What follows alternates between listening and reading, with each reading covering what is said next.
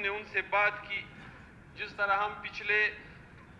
60-70 سال سے بلوچستان کے حوالے سے رونا رو رہے ہیں، تو یقیناً ایسی صورتحال آج ایک مرتبہ پھر ہمارے سامنے آئی۔ ایک تو ہمارے میڈیا کے جو ہاؤسز ہیں وہ بلوچستان کو اس ملک میں ایک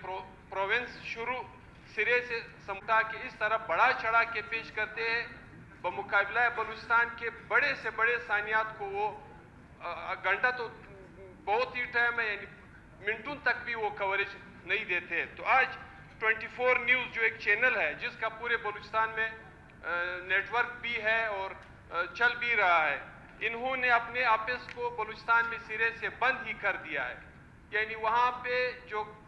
8 سے 10-15 لوگ روزگار پر تھے اس پر روزگار کے دروازے بند کر دے، اس کو نکال ہی دیا، جبکہ چینل چل رہا ہے۔ تو آج کے اس ایوان کے توسط سے ہم مطالبہ کرتے ہیں کہ کم سے کم 24 نیوز چینل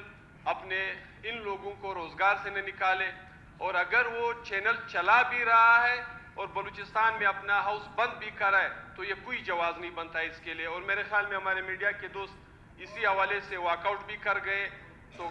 آپ کی اجازت سے اگر کوئی ساتھی دوست ان کے پاس جا کے اس کو منا بھی لے اور اس کا ایک سیریس نوٹس لیا جائے کہ بلوچستان کیوں ایک پروونس سمجھا نہیں جاتا ہے اس ملک میں۔